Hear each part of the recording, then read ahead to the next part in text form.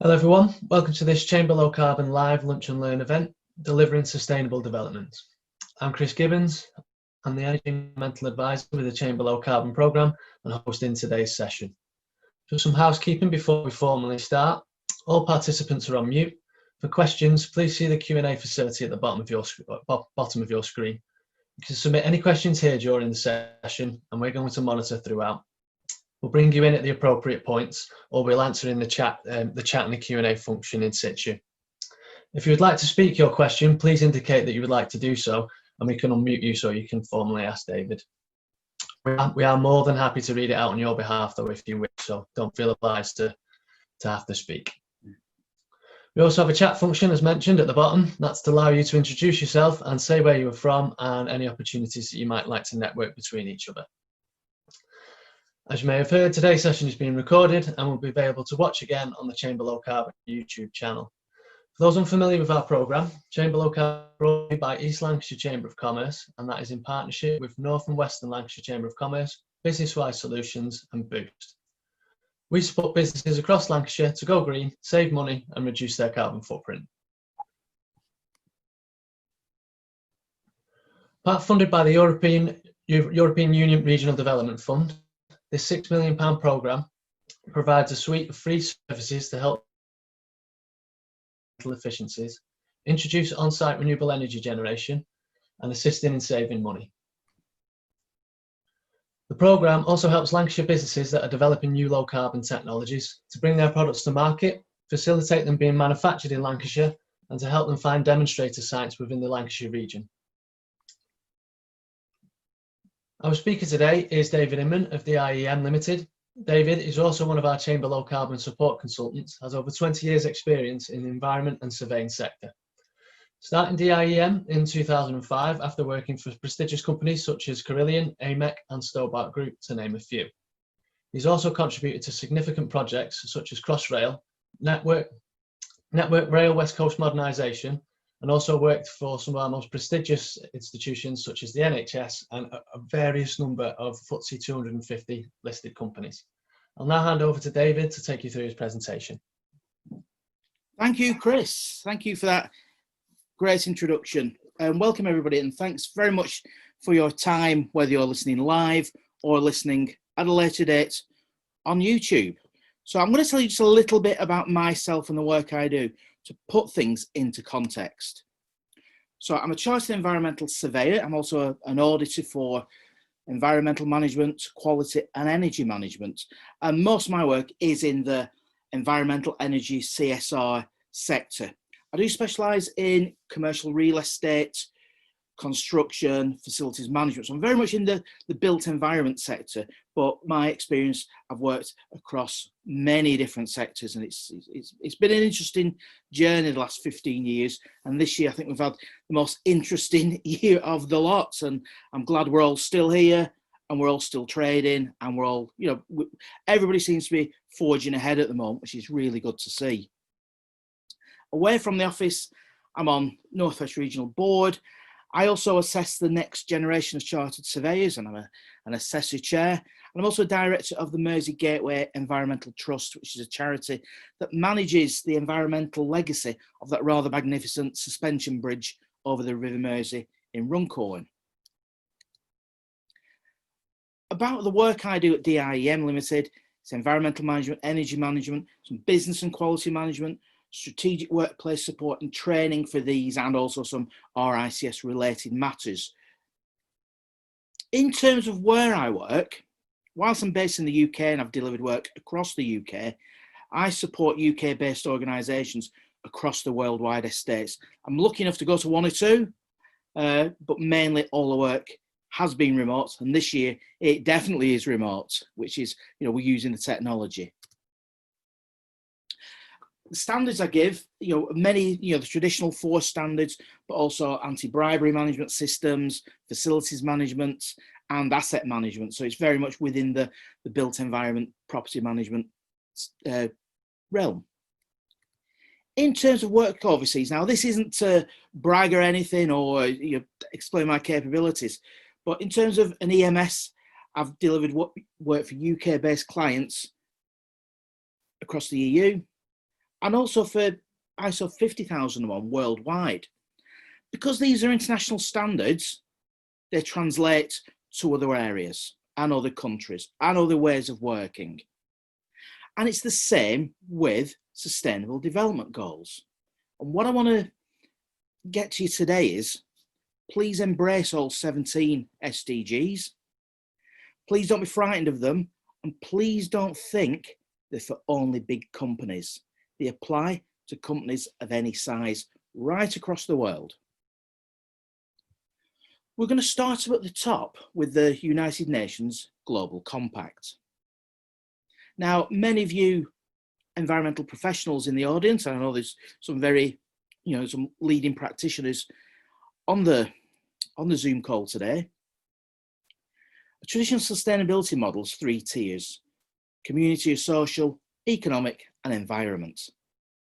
But the UN Global Compact sustainability model takes it one step further than what we call, the traditional Brundtland approach.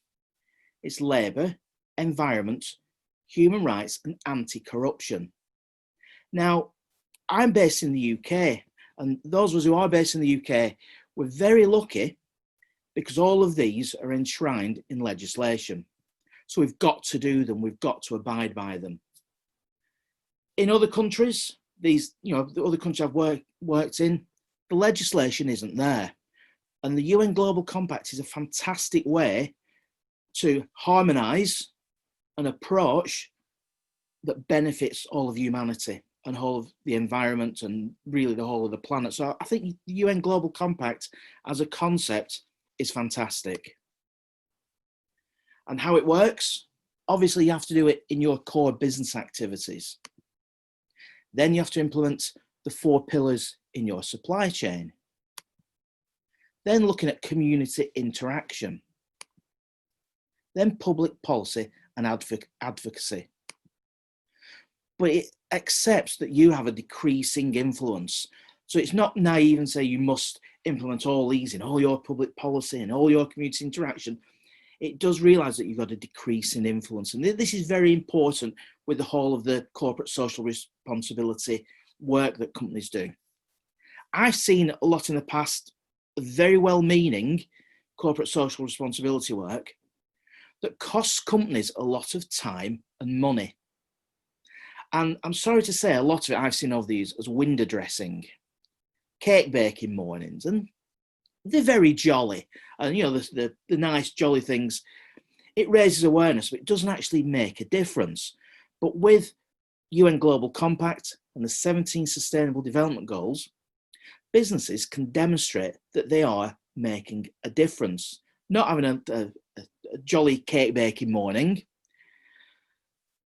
And they're also vital in this strange business environment we're in now. My business has been turned on its head and I have to audit remotely. So we can do these activities without bringing people physically together. So companies can demonstrate their social corporate responsibility remotely and using their existing business practices. The UN Global Compact is split into 10 principles. The first section is on human rights. So it's to protect human rights and not to be complicit in human rights abuses. Next, for labour, uphold freedom of association, elimination of all forms of forced and compulsory labour, the effective abolition of child labour and the elimination of discrimination in respect of employment and occupation. In the UK, we've got some great pieces of legislation such as the Equality Act, and we're protected against these as organisations. Bribery Act, that's another one that instantly springs to mind. So as companies, we're complying by this. So by default, we're meeting the UN Global Compact's 10 principles. Environment. Support a precautionary approach to the environment. Promote greater environmental responsibility and encourage environmentally friendly technologies. Hey, this is what the Chamber Low Carbon Programme's about.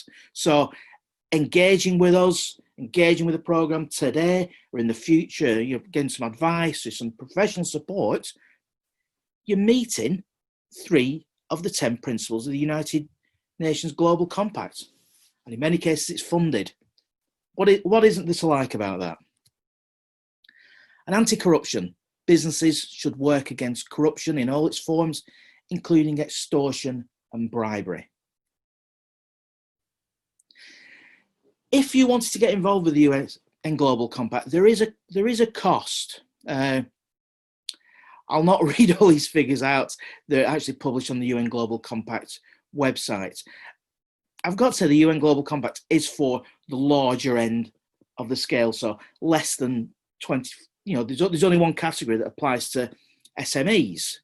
So I'm not seeing any SMEs going for this. It's your larger corporates.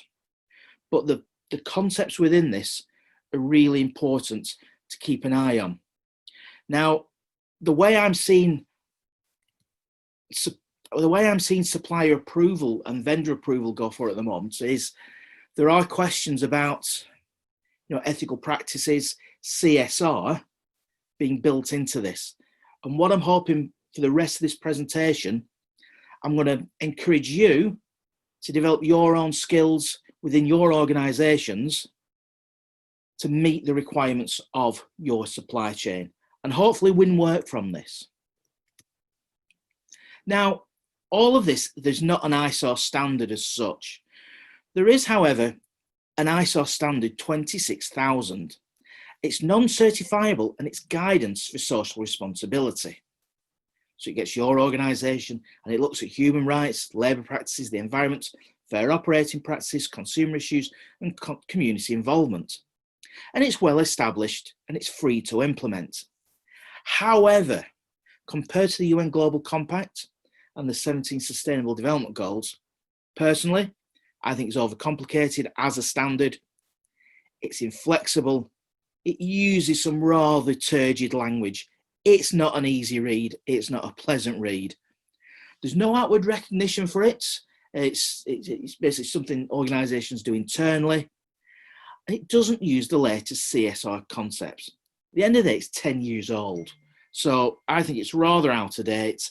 And if anybody is thinking about doing ISO 26001, I would really not urge against it, but advise that UN Global Compact and the 17 Sustainable Development Goals are far more contemporary and far more useful. I keep mentioning the 17 Sustainable Development Goals. So they're published by the United Nations and the goals to transform our world. There's 17 of them.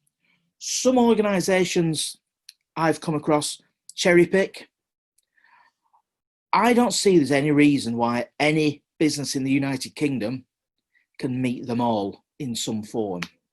Now, as a chartered surveyor, the RICS's Latin motto is est modus in rebus, which is there is measure in all things.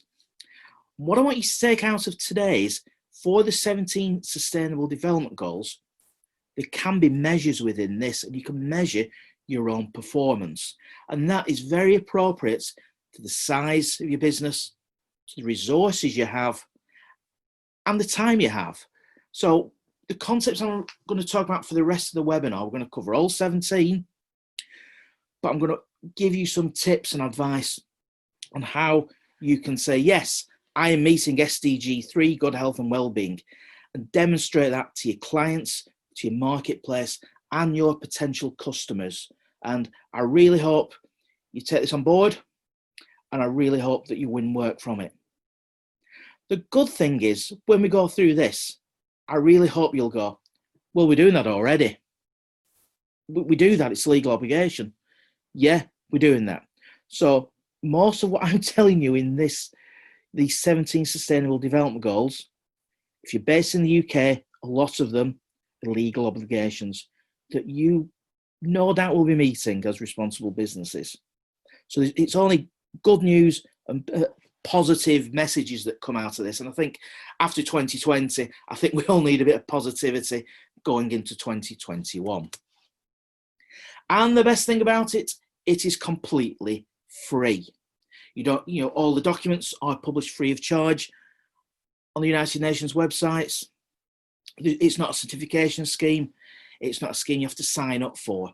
It's really yourselves in your organisations saying, yes, we meet a sustainable development goal and this is the reason why.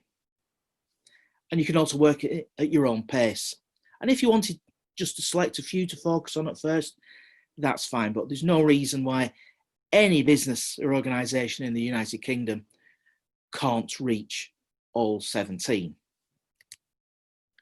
We're going to go back to the UN Global Compact sustainability model, because for organisations, this is going to be a collaboration exercise. I know very well with companies who've got ISO certification that the certification may be managed by a specific department. So your construction related organisations, it's usually your HSQE department or the equivalent. For other clients I work with, for real estate clients, the ISO 14001 and 50001 actually sits with facilities department. So it's really interesting in my work to see the different approaches to deliver 14,001, 50,000, 9,001, 45,001, all these great international standards we're working. But unfortunately, we spread beyond these realms of thinking for the 17 Sustainable Development Goals. So in your organisation, procurement needs to be involved, your operational delivery needs to be involved, your facilities or your HSQE function definitely needs to be involved, and human resources need to be involved. This is very heavily, some of these Sustainable Development Goals are very heavily human resources weighted because they involve how people work, people's working conditions, and people's salaries at the end of the day, which a health and safety manager may not have access to. And if you've already got accredited certification to 14, 9, 50 or 45, this is a great opportunity to build on this work. So not only are you getting the accredited certification, you're actually using this work for another reason. Now, in the work I do around ISO 50,001 and 14,001, I've started embedding the applicable sustainable development goals in my audit reports or in an energy review report. I'm not actually doing any more work. I'm just mapping and referring. So you do an energy audit, refer it to the climate change SDG. So without doing any more work, you're mapping the audits you're already doing, and you're saying, yes, by doing this audit, we're meeting a particular sustainable development goal. So you're really maximizing the value of your accredited certification. And also this will apply to any work that Chamber or Carbon deliver. You know, really squeeze the work you're doing and get the maximum benefit from it. It'll really benefit your business. So in terms of strategy, a lot of people think of CSR as a strategy, and this is linked with your corporate strategy, but for people within an organisation, sometimes strategy is quite rigid and well set. So we need to think about the tactical level, the operational level that can deliver the 17 Sustainable Development Goals. So under your corporate strategy, and your corporate strategy does underpin the 17 SDGs, but this webinar is how you get the tactical level, your day-to-day operations, to meet the 17 Sustainable Development Goals. So we start off with a management strategy. So through your actual operations and the business support around that, and this applies to any industry, don't forget. Then your monitoring of this, your infrastructure and work environment with my ISO 9001 hat on, your performance review of your operations and maintenance, and your performance review of your compliance. And also look at the services you deliver and you manage. So this tactical delivery level, I'm seeing as being maximum benefit to organisations to reflect on, to really embed that they're meeting the 17 Sustainable Development Goals. So why should you bother working towards them? Well, it demonstrates the good things you already do. And the fact that if you work for a limited company or a limited liability partnership or a PLC, you must be good to keep profitable and keep trading. So you're demonstrating the good things you're doing. You're measuring your performance and improving your business performance. And you're being a market leader. You're really going to stand out both operationally, on the ground, and also at tender from your competitors. So it's really important that the CSR questions that are appearing in tenders aren't answered in kind of a woolly way. You're specifically referring to sustainable development goals and how you're meeting these. So we're going to go through all 17 now, and I'm going to just talk about some concepts you might want to use to demonstrate the good work that you're already doing. You'll be really surprised, I'm hoping, to turn around at the end of this and go, we're already doing that. So this might be a mapping exercise, but we're going to go through all 17 now. I'm not going to go through everything, just some key highlights from each one of the 17 that you might want to deliver. So the first one is no poverty. So do you have a policy to pay the national living wage? And do you know if your suppliers are? And also look at repeat work. Repeat work pays the mortgages. Repeat work, never take it for granted, but do you monitor it? Do you see what percentage of your total work is repeat work? And also look at your working conditions. Do you monitor working hours? When people are working from home, this is quite topical. Are you entering into fuel poverty? Are people struggling to heat their homes while they're working from home? And are part-time workers protected from being treated less favourably than the equivalent full-time workers just because they're part-time? Or will not develop their career, they're only part-time, and that horrible old excuse, they're only part-time. So they're great ways to analyse you're promoting no poverty as an organisation.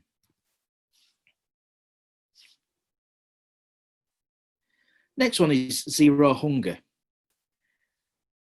This will depend a lot on whether you provide catering facilities or even tea, coffee, or any foodstuffs in the marketplace.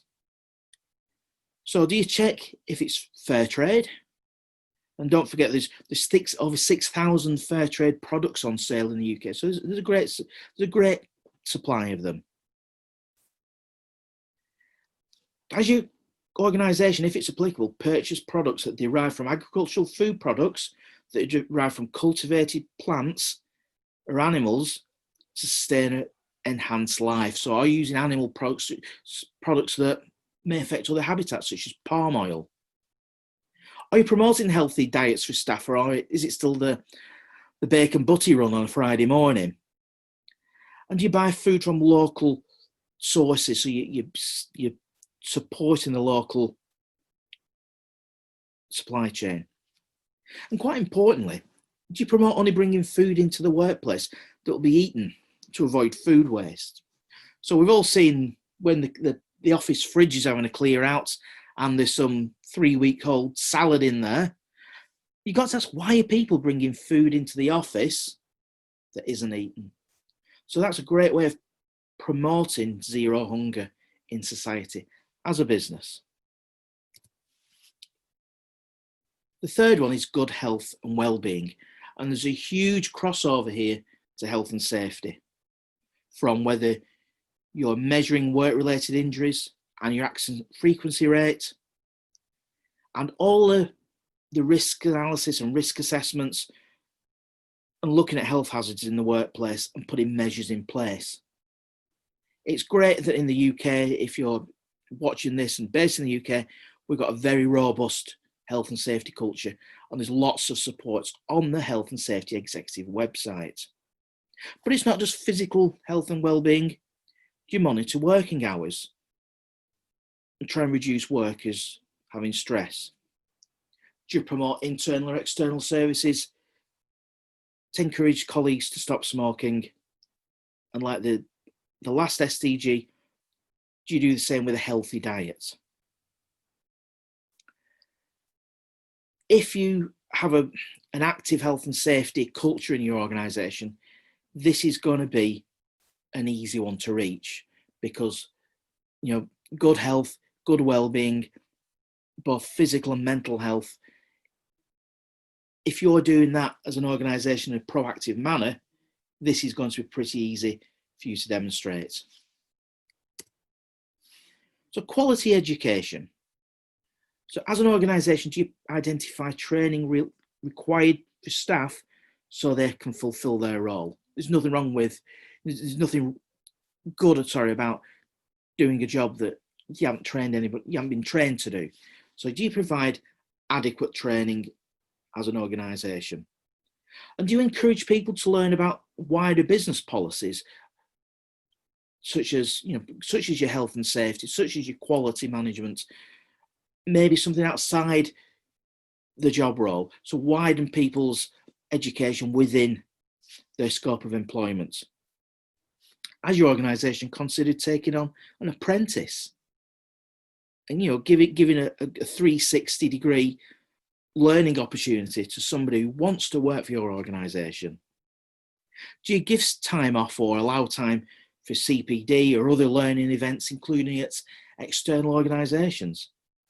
But importantly, it's okay giving a lot of training and delivering training, but are you obtaining feedback to see if the training you're giving and the awareness you're giving is of a sufficient quality? And this includes training and development opportunities. Are you speaking to your staff, and are you talking about their educational and skills development? By doing this, you might identify a star of the future as somebody who might be good management potential in the future. So talk to your staff. And finally, do you encourage workers to apply for relevant training and other development opportunities, including women on maternity leave? And providing that training doesn't occur during the leave and can be fitted into any keeping in touch days you may offer. So when somebody comes back from maternity or paternity leave, they're upskilled, they're ready to resume their career.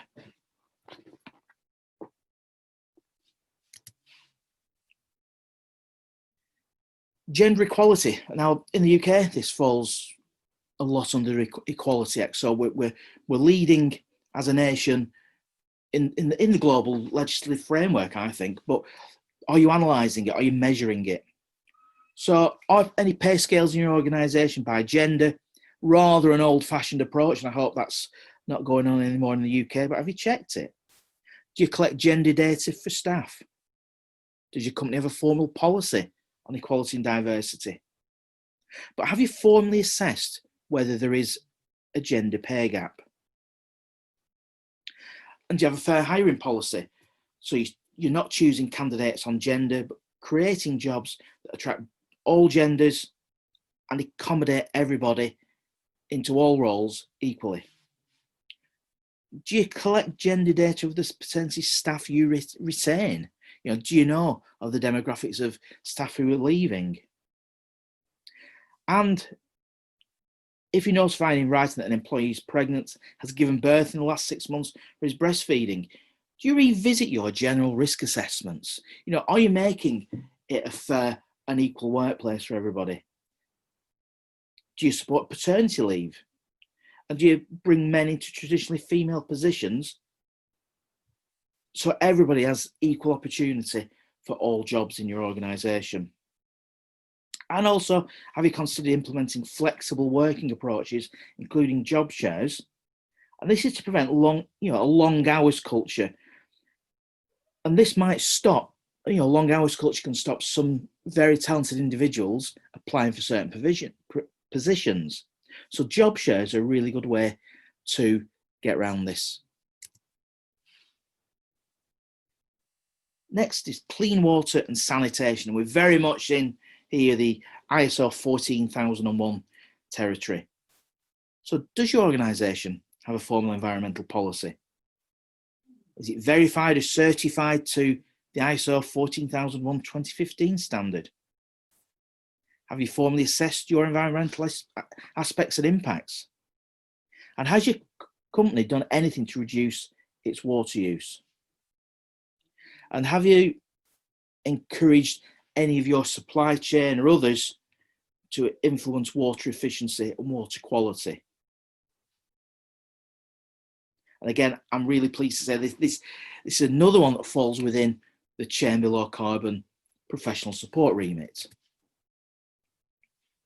Another one that definitely does is affordable and clean energy. Electricity is generated from various processes, and this is known as a fuel mix. So you actually know the fuel mix from which your electricity is purchased. Do you know how many percentage of it is from renewables? How much of it is from gas? That's easily found out from your electricity supplier's website. They've got to legally publish it. It might encourage you to go down 100% renewable sourced energy, but you know, the information is out there. Have you actually considered electricity from a fossil fuel free source? And very, very much linked with our group, our work at Chamber Low Carbon, does your organisation know the price rates per kilowatt hour consumed and what kilowatt hours you're actually consuming? And very contemporary in that, but I believe, you know, some electric vehicles, again, a green stripe on the license plate. Have you considered electric vehicles? Or is it so? And just considering it, if they're too expensive and not feasible, you have considered it. So, you know, it may come up again in the future. So it's a type of concept you might want to review periodically. I've got clients who've switched delivery vehicles to electric, and they're perfect. You know, a van that just dots around a local area.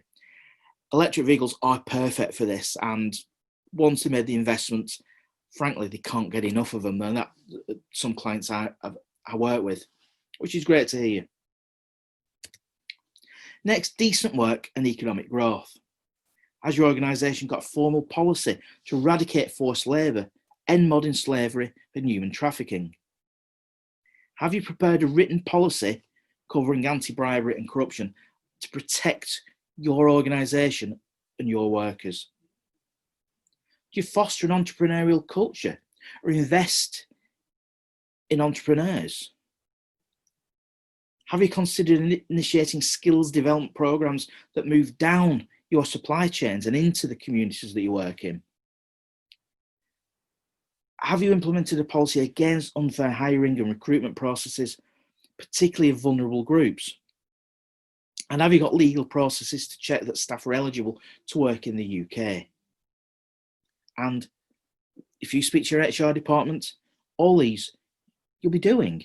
So it's a win-win to say not only are you legally compliant, but you're meeting SDG 8, decent work and economic growth. Next, industry, innovation and infrastructure. We're very much here in ISO 9001 territory, I'm pleased to say. So has your organisation identified the infrastructure required to deliver your work? And do you have accredited certification to ISO 9001 2015? Have you determined, provided and maintained your buildings and associated infrastructure fit for purpose, your equipment, including hardware and software? Don't forget software. You've got suitable and safe transportation. And especially in times of remote working, and this may be away from your commercial premises, it may be in employees' homes, your IT and comms equipment, the people have sufficient broadband to carry out their job. So this is a very timely one for the times that we're working in. Moving on to reduced inequalities. Does your organisation promote social, economic and political inclusion for all? And that's irrespective of age, sex, disability, race, ethnicity, origin, religion, or economic or other status. Do you promote this? And do you ensure that all workers in your supply chain have the same protection under British health and safety law, whether they're working legally in this country or not? Do you check that all workers in your workplaces understand all safety signs or all work instructions? And do you provide staff washing, toilet rest and changing facilities where you work? And very importantly, somewhere clean and where they can eat during breaks. Now, for those home workers, are they encouraged to leave the desk or the dining room table and go and get some lunch? And where it's possible, have regular working hours. You know, I think there being a lockdown, some people felt obliged to be working till all hours of an evening. Well, I'm working from home. I better show that I am working from home. Thankfully, I'm positive that working from home, people have now realised it is just the normal working day without the normal working environment. Do you promote English for speakers of other languages and provide courses if required? Do you assess the risk of health and safety to your employees, including females of childbearing age and new and expectant mothers? And if you're notified in writing that an employee is pregnant, has given birth in the last 6 months or is breastfeeding, again, do you revisit your general risk assessment and give them somewhere for pregnant and breastfeeding persons to rest? And are you prepared to make reasonable adjustments?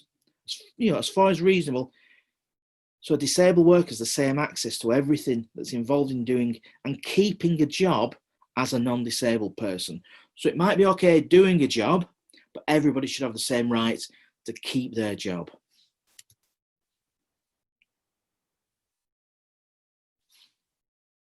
In terms of sustainable cities and communities, we're back in ISO 14001 territory with a bit of 50001. So do you encourage staff to reduce single-user car journeys? People with car sharing, passengers can actually claim some tax relief off mileage. So, you know, get your accounts department, get your accountants to look into this. Do you review local public transport resources near to your workplace? Are visitors aware that, yes, you can visit us very easily on a bus or a train? Do you communicate that? Have you done a survey of staff travel?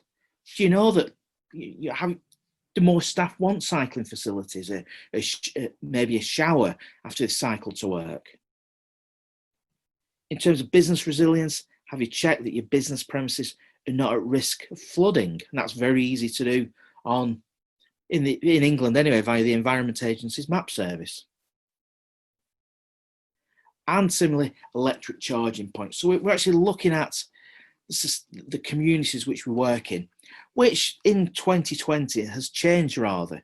And you know, if somebody has an electric vehicle provided for work, they may be home worker now. So have they been provided with sufficient charging at home? So there's lots to think about in terms of the cities, the towns and the communities in which we both work and we live.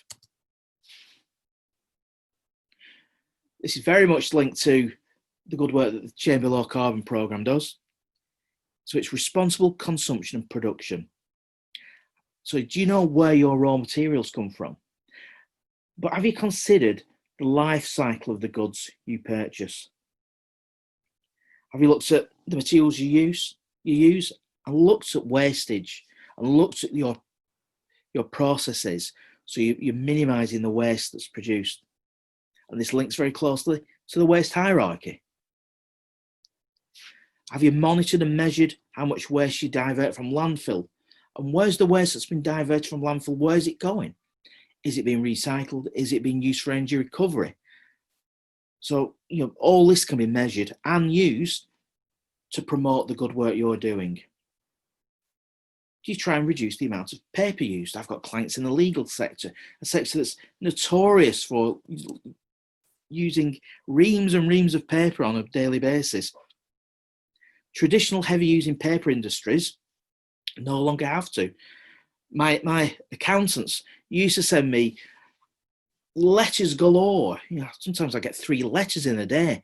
And one of the few positives that have come out of this year is they've gone to a document scanning system. So I don't get any mail from my accountants. It'll save them money. It's great for the environment. I don't have to put the envelope, once I've opened the letter, into the bin.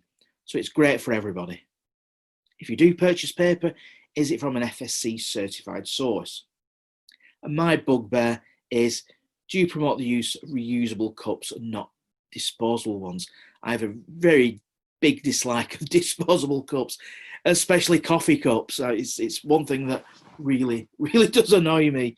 So, but have you considered it as a company? Climate action, and this is something that Chamber Low Carbon can really influence and support you with in your organisation. Have you measured your organisational carbon footprint? Have you carried out an energy audit of your premises? And have you identified the carbon and energy saving measures that you can implement and you can directly have a positive effect on climate action? Have you created a green travel policy or use more sustainable forms of travel?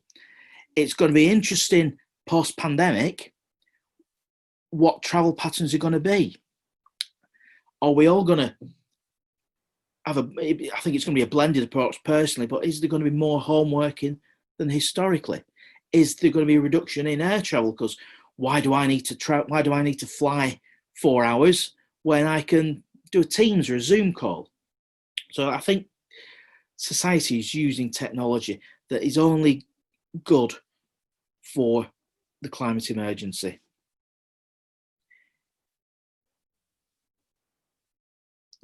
Now, people working from home, I was talking to a client the other day about it. It is a strange one about energy saving in the home.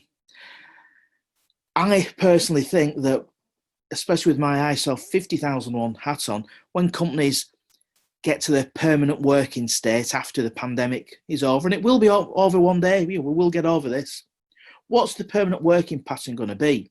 And if the permanent working pattern is a blended approach with staff working 50% of the time at home, will you have to capture that? Will you have to capture the energy they're using? I won't go as far as capturing the energy in people's domestic heating systems, but definitely the work equipment. It's easily done. It's easily calculated. But are you going to be capturing it in your carbon footprint? And there's some great operational controls that especially Chamber Low Carbon's energy audits can help you with. Office set points, are they set correctly? Have you checked heating and cooling controls? Your infrastructure, your windows and doors are free from drafts. Your air conditioning systems are being used right.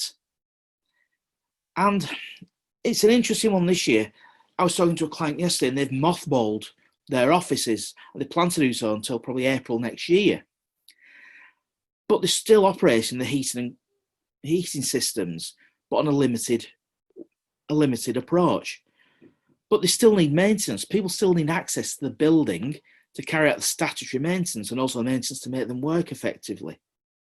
So if you're working in reduced hours in mothballed premises, don't forget things still need maintaining in order for it to operate efficiently and reduce climate change impact. And when we reoccupy commercial premises, are you going to re-educate or maybe re-establish some rules to minimise your climate's impact in your business premises?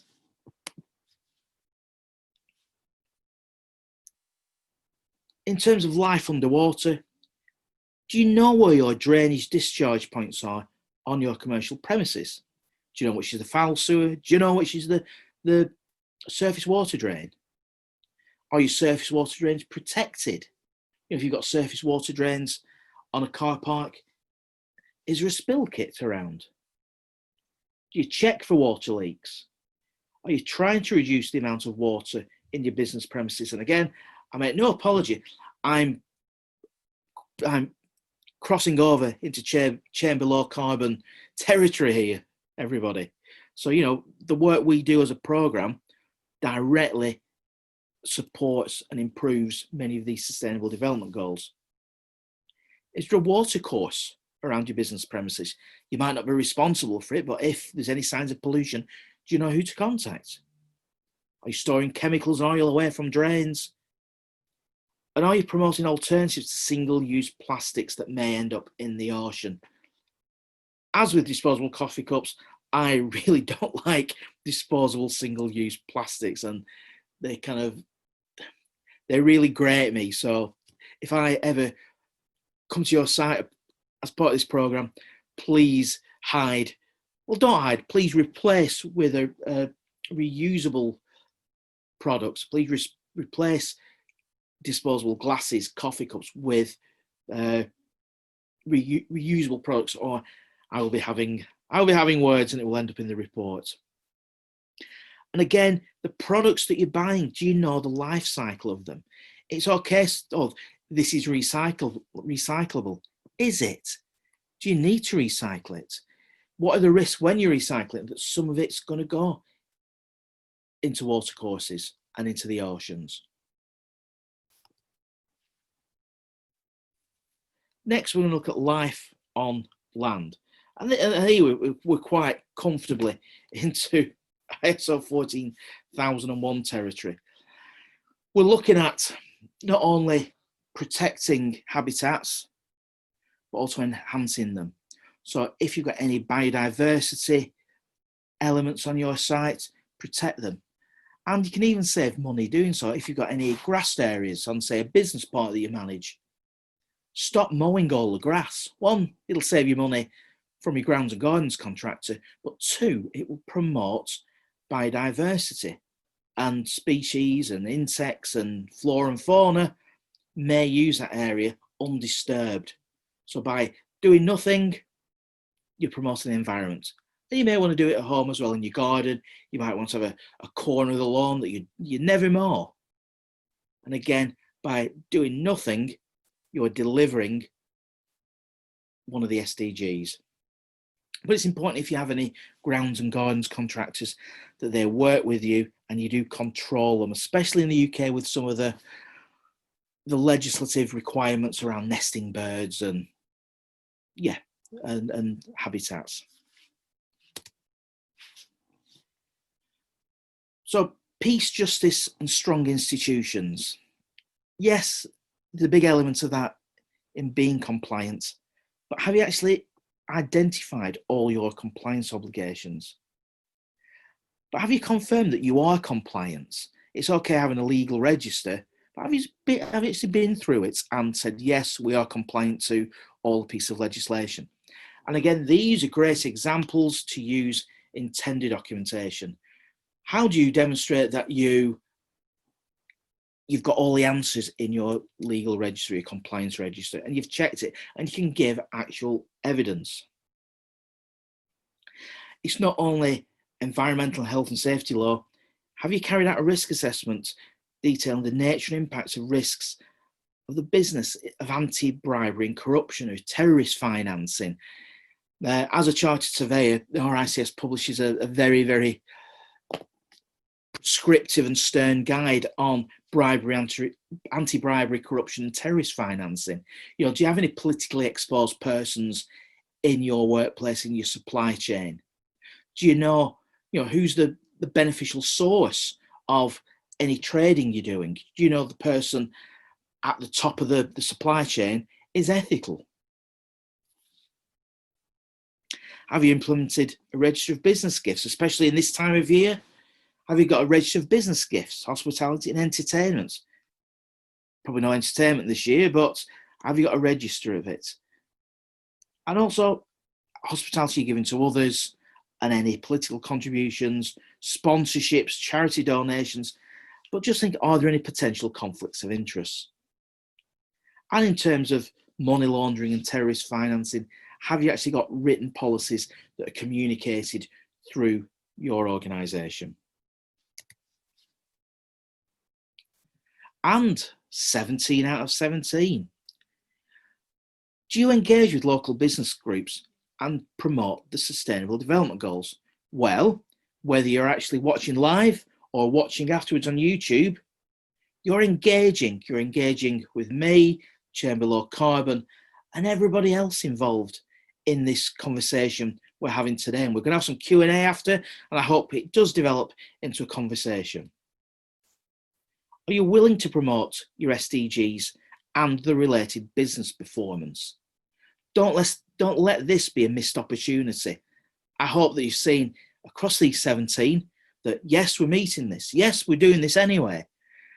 That you're maybe repackaging it somewhat without doing any extra work, without changing the work. and promoting the sustainable development goals within your business performance. And will you revisit it? You know, if you take actions away from today, periodically, are you revisiting it and maybe sharing it and collaborating and discussing it with others? And it's all about continual improvements, as those of us who work with accredited certification, you know, really work towards continual improvements across the 17 SDGs. And if you do that, your business will thrive and it will grow. A really good further resource is this document. RICS are notorious for rather snappy document titles, and I will read it out. It's called Advancing Responsible Business in Land, Construction and Real Estate Use and Investment.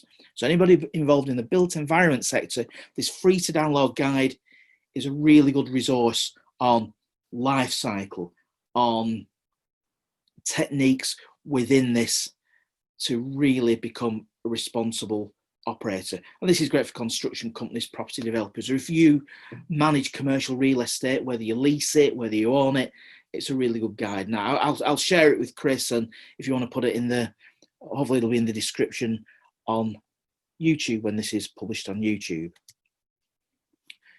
So we're doing quite good for time this morning. I'd like to open up the floor to Q&A. If you're not ready to ask a question, or you want to ask a question a little bit later on, please feel free to drop me an email. I'd be delighted if you connect with me on LinkedIn. If you want to learn a little bit more about the work I do in my company, that's the company website. And I've also got lots of free environmental, energy, sustainability and corporate responsibility resources on our YouTube channel, DIEM Ltd TV. So, any questions? Any questions, please?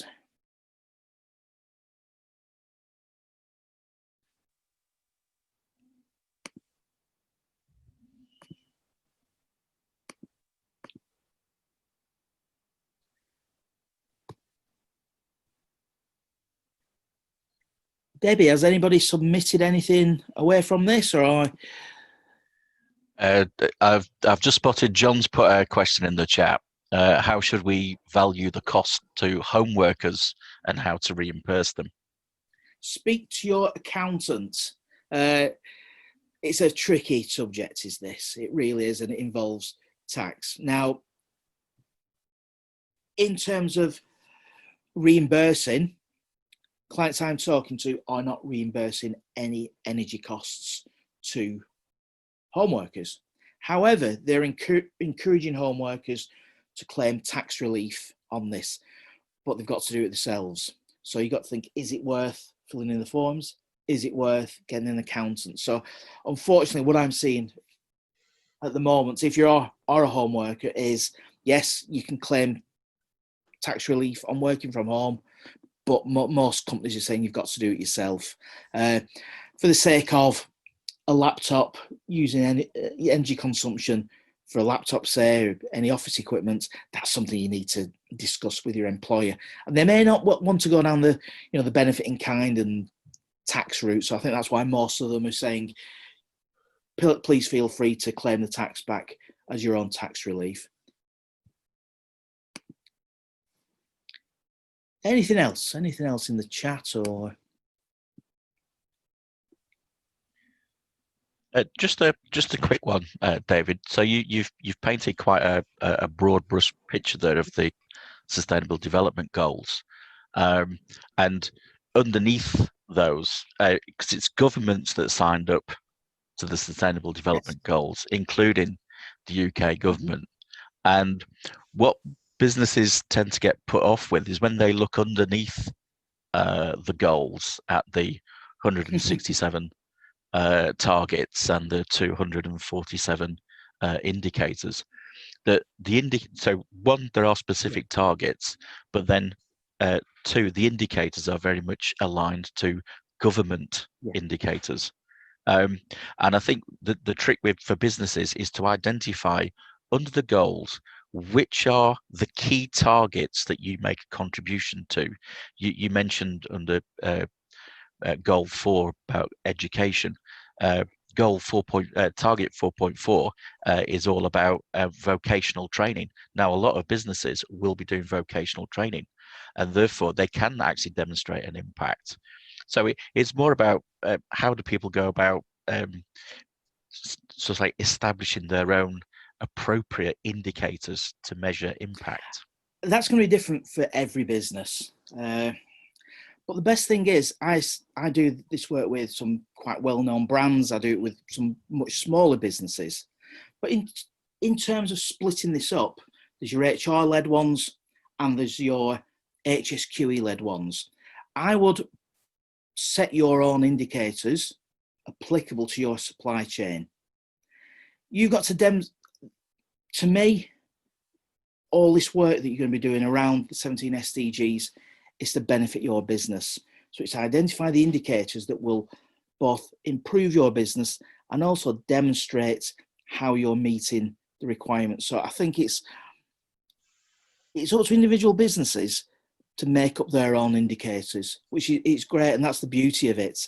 By all means, use the full list of indicators and stuff that comes from government, but I would make it a bespoke dashboard or policy for each individual organisation, because it'll be different for everybody.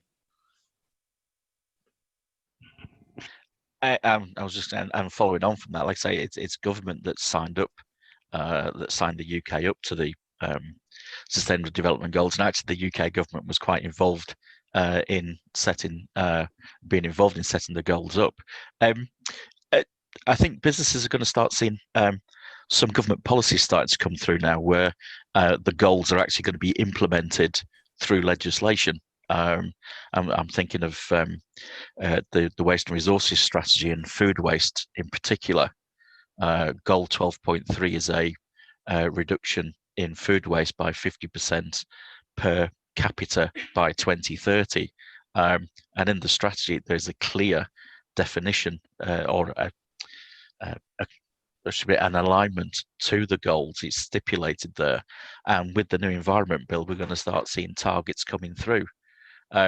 So do you think there's any other areas of policy or legislation that's coming through where the goals are going to be influenced and businesses are going to have to comply irregardless? It depends on the size of business. So, we've had SECAR and ESOS, so that's for your non-SMEs.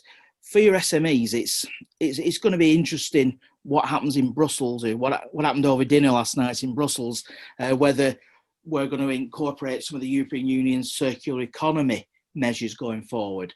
It's up in the air. I'm not the prime minister, but I think by engaging with programs such as Chamber Law Carbon, or if you're not applicable, looking at ISO 14001, you've got to keep up to date with your compliance. So any compliance coming from government, you will be complying with, and you have a responsibility to do so. It's all about protecting your business. So I'm not going to get the crystal ball out, but I say that by being proactive with all of this, the future is positive.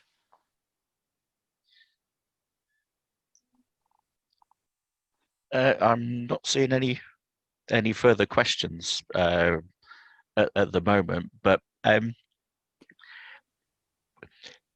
what level are you seeing businesses engage with the Sustainable Development Goals so far, or is it still relatively new territory?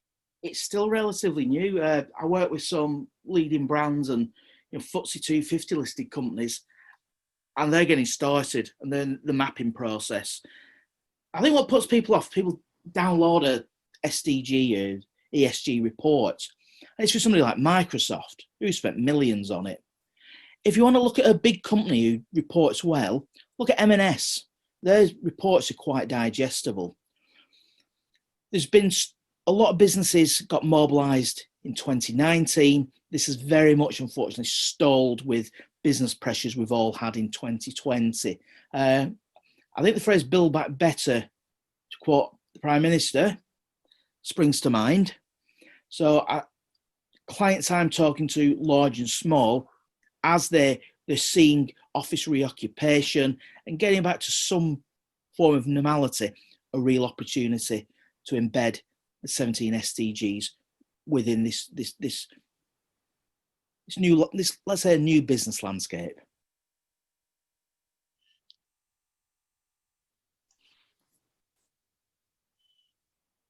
Yeah, Oh, I think it is a developing situation. I think going forward, the SDGs will start to play more of a prominent role in public sector procurement, and equally within corporate supply chains.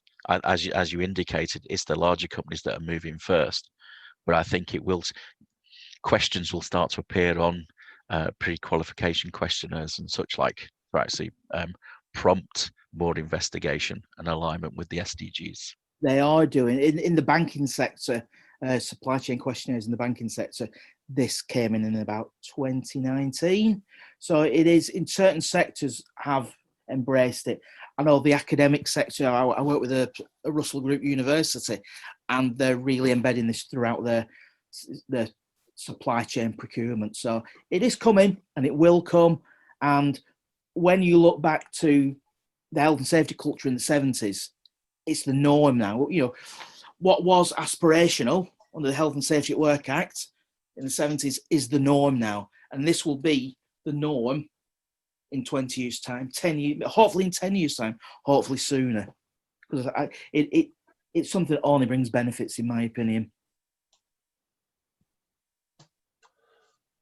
Okay, I don't think any of us can see any more questions. There's some quite comprehensive answers and conflab there between David and Stephen. So I think we're good to wrap up, if that's okay with you, David. That's fine. Thanks everybody for listening, attending. If you're watching on YouTube, again, thanks for listening and watching at a later date. And thanks to Chamber Low Carbon and the programme for inviting me to speak today. It's been really enjoyable and much appreciated. So thanks very much. No problem at all. You're very welcome, David. We thank you for your time and your expertise and insights today. And we'd like to thank everybody for attending. I'm sure there's quite a lot we can take away from today's excellent presentation. Just a couple of final notes, sort of programme related. To find out more about our future events, this is our last for the year. If you keep an eye out on the social media channels and the Chamber Low Carbon website, we'll be having a new programme starting up in the new year. From an events perspective, as I've just said, this is our last of the year. So if we don't have the opportunity to interact with any of you before the close of the year, we hope you have a lovely break, a relaxing Christmas. Thank you very much.